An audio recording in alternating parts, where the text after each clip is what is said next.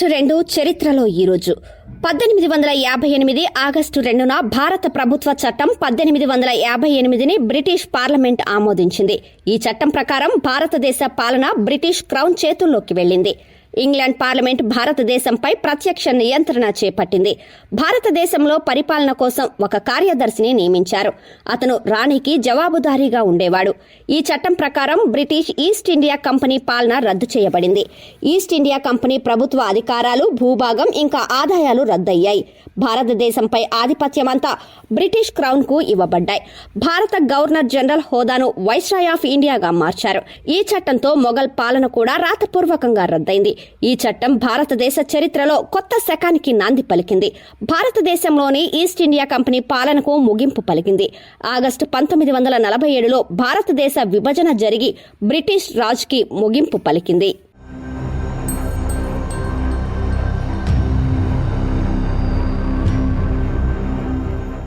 స్వాతంత్ర్య సమరయోధుడు పింగళి వెంకయ్య 1876 ఆగస్టు 2న ప్రస్తుత ఆంధ్రప్రదేశ్లోని భట్ల పెనుమూరులో జన్మించారు. పింగళి వెంకయ్య భారత జాతీయ జెండాని రూపొందించిన ఘనత ఆయనదే.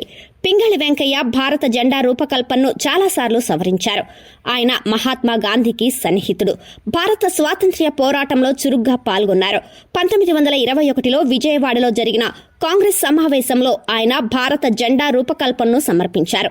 గాంధీ ఈ జెండాను గుర్తించి స్వాతంత్ర్య పోరాట చిహ్నంగా మార్చారు. తరువాత వారి డిజైన్ క్రమంగా కుంకుమ ధైర్యం మరియు త్యాగానికి ప్రతీక, తెలుపు సత్యం మరియు శాంతి, మరియు ఆకుపచ్చ విశ్వాసం మరియు సంతానోత్పత్తితో ప్రస్తుత త్రివర్ణ పతాకంగా మారింది. అదే సమయంలో త్రివర్ణ పతాకం మధ్యలో అశోక చక్రం ఉంటుంది. పింగళి వెంకయ్య చేసిన ఈ రూపకల్పనను 1931లో భారత జాతీయ కాంగ్రెస్ ఆమోదించింది. పింగళి వెంకయ్య 1963 జూలై 4న మరణించారు.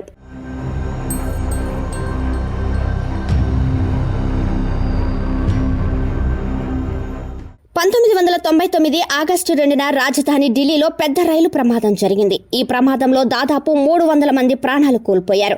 అయితే 1000 మంది మరణించినట్లు అంచనా. ఢిల్లీ నుంచి బ్రహ్మపుత్ర ఎక్స్ప్రెస్ అస్సాంలోని దిబ్రూగఢ్ వైపు వెళ్తుంది. అదే సమయంలో మరొక రైలు అవధ్ అస్సాం ఎక్స్ప్రెస్ దిబ్రూగఢ్ నుంచి రాజస్థాన్లోని లాల్ఘర్ కు వస్తుండగా కిషన్గంజ్ స్టేషన్లో కొత్త ట్రాక్ నిర్వహణ పనులు జరుగుతున్నాయి. ఈ కారణంగా 4గింటిలో ఒక ట్రాక్ మాత్రమే పనిచేసింది. క్యాబిన్ మ్యాన్ సిగ్నల్ ఇవ్వటంతో నిర్లక్ష్యంగా వ్యవహరించి రైలును రాంగ్ ట్రాక్లోకి పంపించాడు. ఆగస్టు 2వ తేదీ అర్ధరాత్రి 2 రైళ్లు ఢీకున్నాయి. ఈ ప్రమాదంలో ఇంజన్తో సహా చాలా బోగీలు గాలిలో 40 అడుగుల ఎత్తుకు ఎగిరిపోయాయి. భోగిల్లో కూడా మంటలు చెలరేగి భారీ పేలుడు సంభవించింది. అనంతరం ఈ మొత్తం కేసు దర్యాప్తును సిబిఐకి అప్పగించారు. 2001 జూలై 20న సిబిఐ ఛార్జిషీట్ దాఖలు చేసింది. దీని ఆధారంగా 2007లో 6 మంది రైల్వే ఉద్యోగులను కోర్టు దోషులుగా నిర్ధారించింది. వారందరికీ 2 సంవత్సరాల జైలు శిక్ష, 11,500 రూపాయలు జరిమానాగా విధించారు.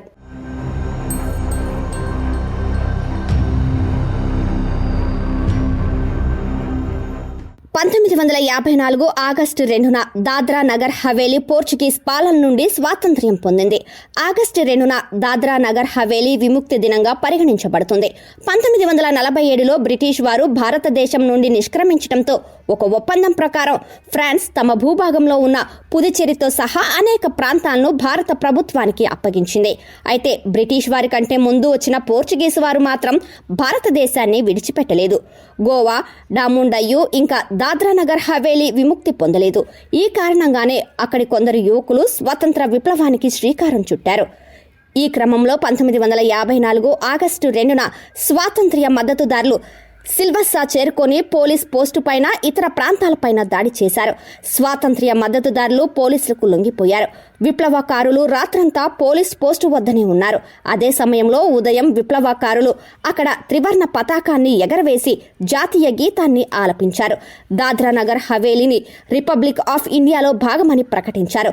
దీని తరువాత వారు పోలీస్ పోస్ట్, ఇతర ప్రదేశాలలో అమర్చిన పోర్చుగీస్ జెండాలను తీసివేసి అక్కడ కూడా భారత త్రివర్ణ పతాకాన్ని ఎగరవేశారు.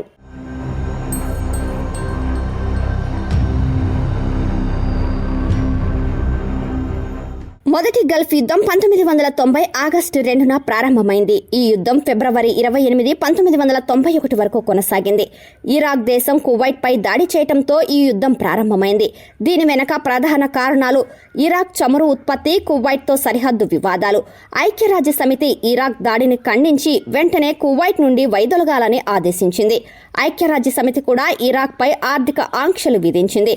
అదే సమయంలో అమెరికా నాయకత్వంలో ఏర్పడిన అంతర్జాతీయ కూటమి, దీనిలో 35 దేశాలు పాల్గొన్నాయి, కువైట్ ను విముక్తి చేయాలని నిర్ణయించింది. ఆ తర్వాత జనవరి 17, 1991న ఆపరేషన్ డెస్టర్ స్మార్ట్ ప్రారంభమైంది.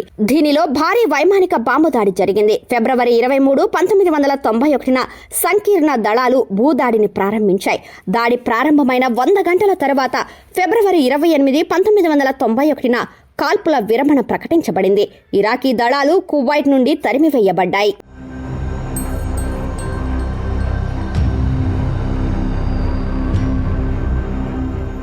మొదటి అధికారిక జనాభా గణన 1790 ఆగస్టు 2న యునైటెడ్ స్టేట్స్ లో ప్రారంభమైంది. ఇది థామస్ జెఫెర్సన్ హయాంలో జరిగింది. ఈ గణన పూర్తి కావడానికి 18 నెలలు పట్టింది. ఆ సమయంలో గుర్రపు స్వారీ చేస్తూ జనాభా గణన చేపట్టేవారు. అప్పట్లో అమెరికా జనాభా దాదాపు 39 లక్షలు కాగా అందులో దాదాపు 7 లక్షల మంది ఖైదీలు. అమెరికాలో ప్రతి 10 ఏళ్లకు జనాభా గణన నిర్వహిస్తారు. ఇటీవల జనాభా గణన 2020లో నిర్వహించబడింది. తదుపరి జనాభా గణన 2030కి షెడ్యూల్ చేయబడింది.